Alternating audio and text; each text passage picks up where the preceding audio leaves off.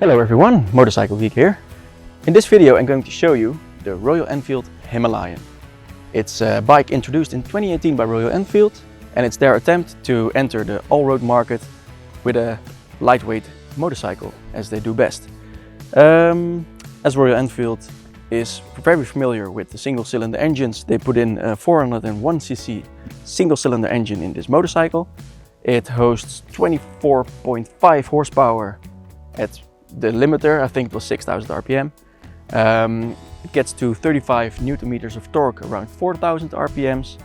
It has 5 gears, and the bike weighs around 190 kilograms when filled with a full tank, which has 15 liters of gas in it. So yeah, like I said, it's a 400cc single-cylinder engine. It's air-cooled, and that makes the bike really lightweight and ideal for all-road terrains. As it is an all-road motorcycle, it of course has a skid plate over there. The pegs have these rubber tips on it, but you can remove them by unscrewing a bolt, and then you have spikes, so you have super grippy pegs. There's a small windshield, which causes a lot of turbulence on the highway, but as this bike doesn't have a lot of horsepower, I wouldn't recommend to go on the highway with it. I did it when I got here, and with struggling it got to 120, maybe 130 kilometers an hour. So yeah, that's not ideal. But that's not what it's made for. It's made for the off-road work. One thing I noticed that was very handy, I think, is that the mirrors don't come further than the handlebars. So when it goes on its side, the mirrors will always stay intact. So that's nice. What else? The front wheel is a big spoked 21-inch wheel, which has, what is it? Pirelli MT60s on it. Or yeah, MT60.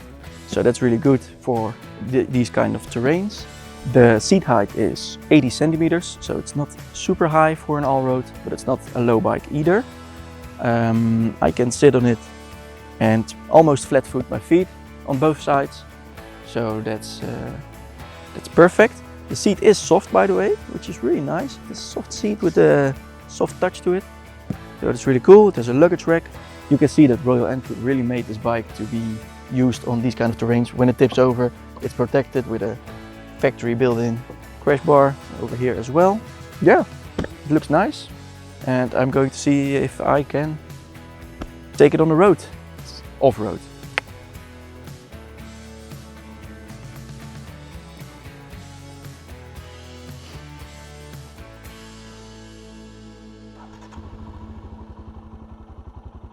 All right, let's see if we can find some nice off-road roads. As a notice, I'm no expert at all at off-road, so let's see what we can do.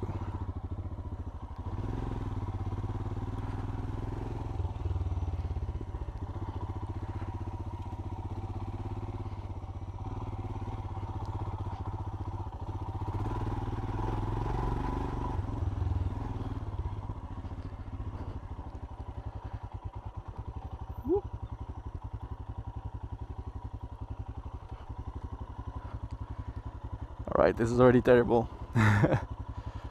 Let's see.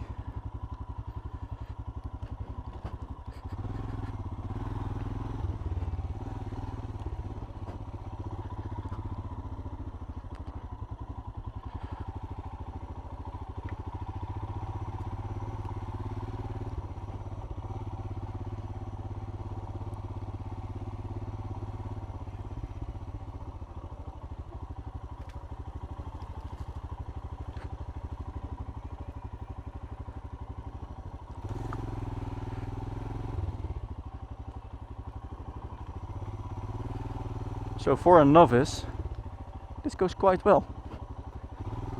It's quite easy.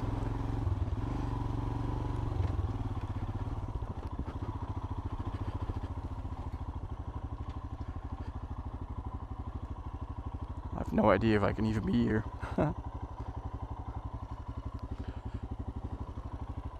Let's head down that path and then turn around. Cool feature, by the way, is there's a compass over here, which doesn't really work because it constantly shows north, northwest. But it should work, and if it works, then it would be nice. So because of the big 21-inch tire, these holes, you don't feel them at all. It's really nice. Oh, splash.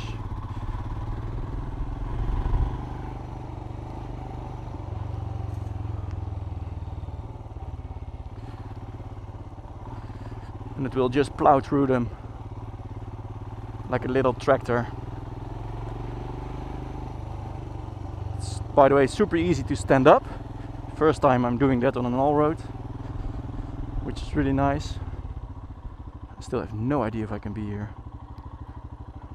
Maybe turn around, just to be sure.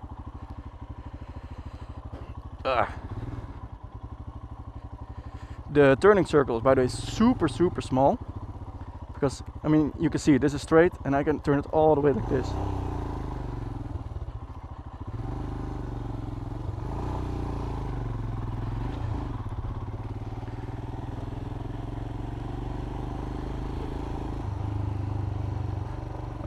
Go through the big splash again.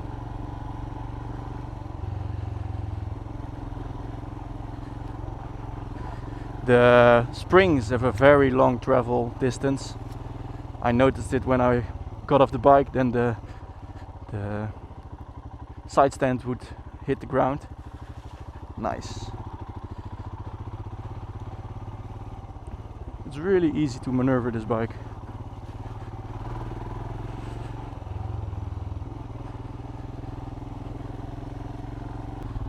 But even sitting down, it's nice.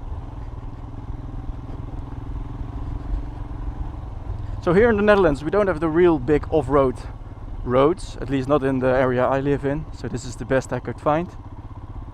Yeah, it's actually quite doable. So that's nice. I hope my camera is still on there, by the way, the one on the side.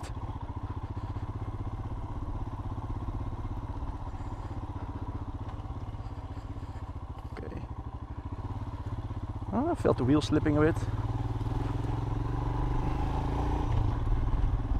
Super easy. Going up that hill again. Let's see if we can do that. Yep, no problem.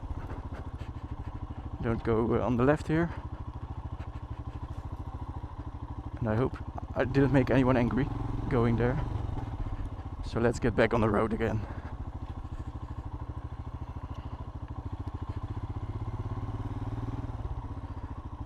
It was a nice little piece of off-road.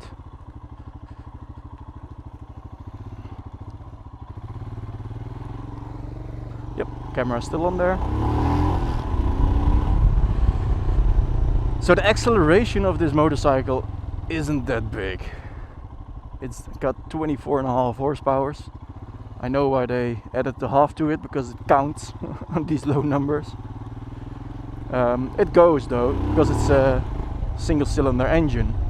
Still want to go, but it doesn't go fast. So I'm not gonna do a 0 to 100, because it's just gonna be like an eternity. Let's see, let's go left here. Maybe we can find another nice off-road road.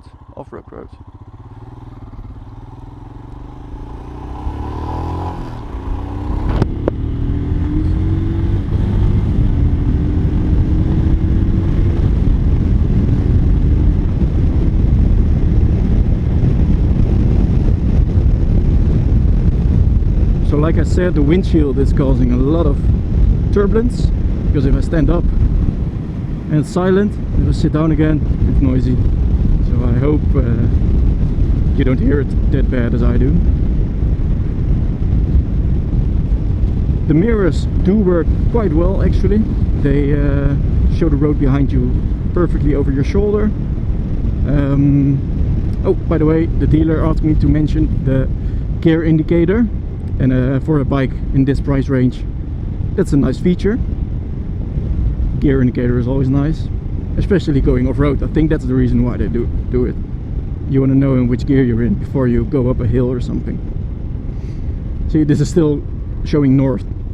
Well, we just are going the other direction now.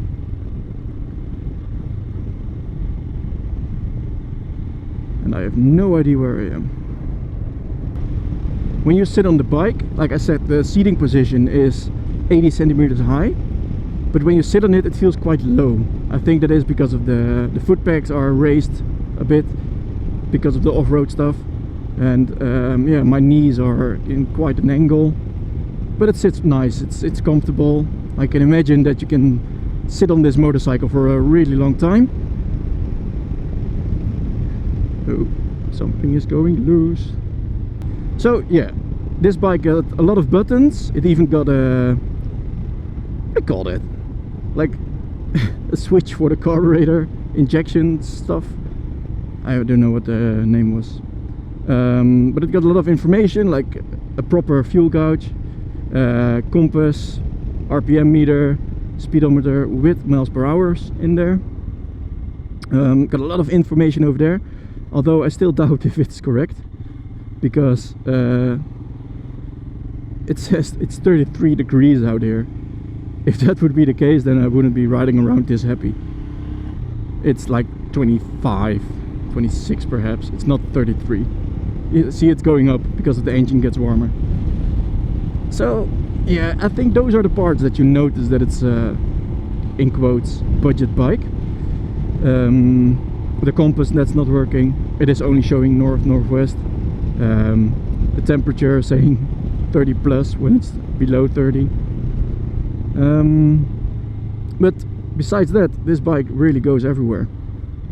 Has no problems with it whatsoever. And I'm going to turn around again, see if I can find a nice road. Because of the big front wheel, the 21-inch wheel, it's not that nimble on the normal road. I mean, if I try to flick it around, it costs a bit of effort. So I think that's also a downside. But I think with the big wheel going off-road, it's really nice. You can, it goes where you want to go. You want it to go. It turns really easy. Yeah. Also, the suspension, like I mentioned, has a long travel distance. So when on bad tarmac roads with bumps in it because of roots or whatever, you don't really feel them. You fly right over it, like speed bumps and such. So that's really nice. It is quite a noisy bike, as in a lot of rattling going on everywhere. I think it's the windshield or the front fender, but it's quite noisy. The exhaust sounds quite good. I will let you hear it in a moment. If you're looking for, if you're an A2 driver or A2 license owner, like we have here in Europe, then you are restricted to a maximum of 35 kilowatts, which translates to 48 horsepower. This bike has half of it, like 24 horsepower.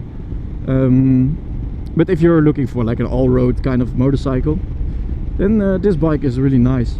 Competitors are the BMW GS 310 and the KTM 390 Adventure, I think it was called. Those are also really good bikes. They're all single-cylinder engined, but I do think that the KTM, for example, is a bit better because it has more horsepower, and it's nice. If you're not going to ride around on the gravel or off-road all the time with these kind of motorcycles, you also want to ride around on the normal roads. Then having a bit of horsepower is nice. Also riding on the highway, like I said, and with some effort it gets to 120, 130 kilometers an hour. But yeah, if you have a nice headwind, then it won't go past 120, and that sucks. It also ensures that you have to plan your overtakes a little bit, because you cannot just go like on the road, pull the throttle and pass a car. No, you have to plan it a bit. So take that into account. But besides that, there are people. There's one lady which also has a YouTube account. It's called Itchy Boots. When you're watching this video, you probably know about her. She has a Himalayan like this one, and she took it through whole of it. I think it was India or something, all around the world. She's been everywhere. So that also shows that when you want it to go somewhere, this bike can take you there, as long as you're up to it. The bike won't have any problems with it.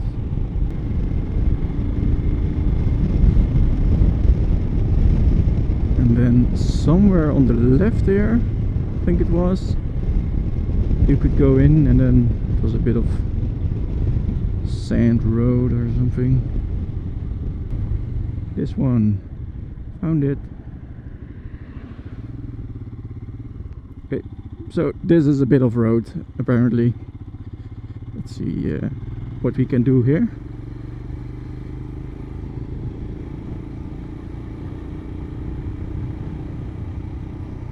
Standing up is quite nice, it gives you a breeze.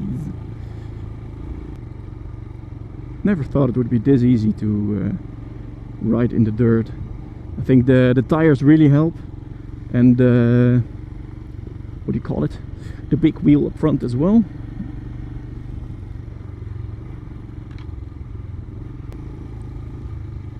Woo.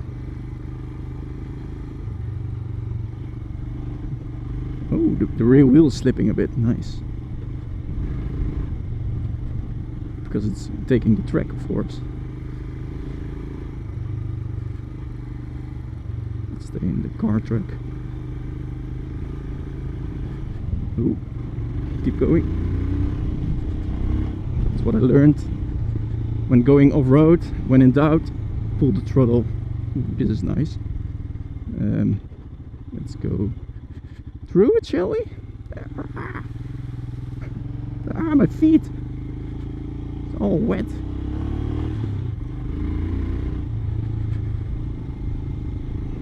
This is quite fun actually. I'm not going fast, I'm going like 40 kilometers an hour. Is my camera still there? This is nice.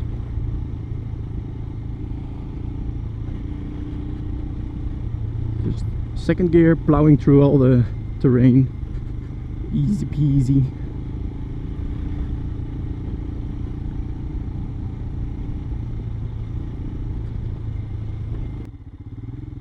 Hey.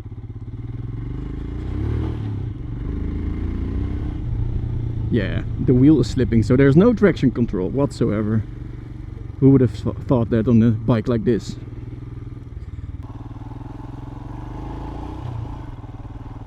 Because I saw a sign that said, "Don't come here." But this was nice nonetheless. Bit of off-road fun.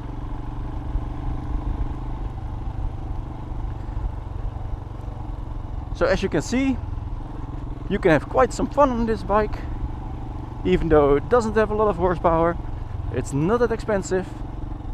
It's rambling like plastic or whatever, but you can still have a lot of fun on it. I think I'm gonna stand still here to let you hear the exhaust a bit. So this is the bike, my little camera over here. And the exhaust, it's a nice sound to it. It's a single cylinder, so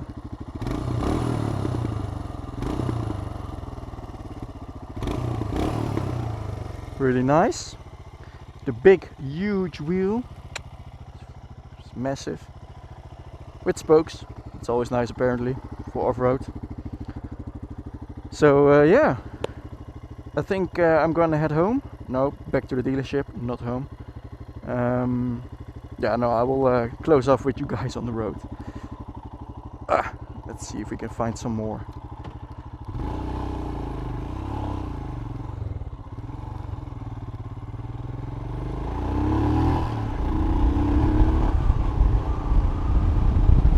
No, he didn't want to wave. Well, F you then.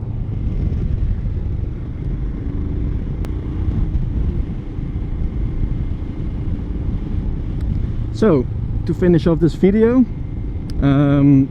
cool bike, fun bike, not expensive. I have to look at the price, so I'll show it somewhere in the screen during the video. Yeah, I think I get why it's so popular, especially in India, of course, but in countries where you don't have to go that fast or where the roads are really bad, because this bike just keeps going. I mean, I went uphill as a novice and I did a tip over. It's also nice because I don't want that to happen with a borrowed bike. Yeah, it's a really cool bike. I hope you liked this video. If you have any questions whatsoever that I didn't mention during the video, please leave a comment down below in the description, in the comment section. Give a thumbs up if you like it, and don't forget to subscribe for more videos, because I'm going to test more motorcycles, I hope. Yeah, so make sure you're subscribed to my channel, and I hope you liked it, and I'll see you next time. Bye bye.